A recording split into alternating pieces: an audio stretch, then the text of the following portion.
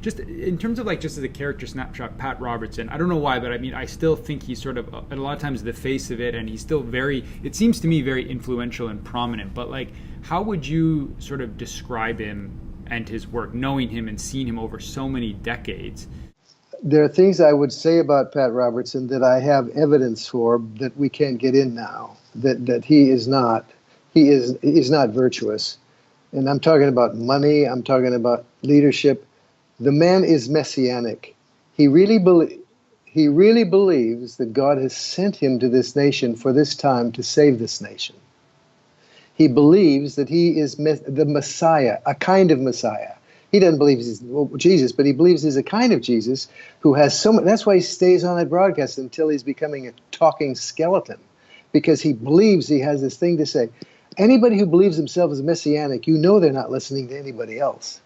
And they're certainly not entering into dialogue on those programs. It's all propaganda over and over and over. And it's the kind of propaganda that isn't true. Prosperity theory, that if you give to God, God will give you twice as much back and all this stuff. Pat Robertson is dangerous to all of those who listen to him. My father and mother had Pat Robertson at the top of their will instead of me and my brother, okay? And my grandmother was one of the founders of this CBN with her donations. And I finally sat down with him long enough, and I showed her the programs, and I said, do you think this is true?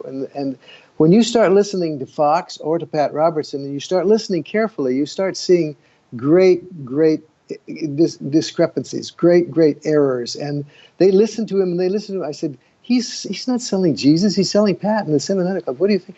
By the time they watched him carefully for a while, they put my brother and they put me back in the will. And that's, to me, we have to get people to listen carefully to what they're saying. You people who watch Fox, you're being lied to 24 hours a day.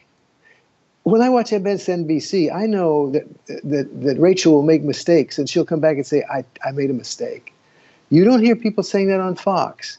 And Pat Robertson would never say, I made a mistake, because he's special.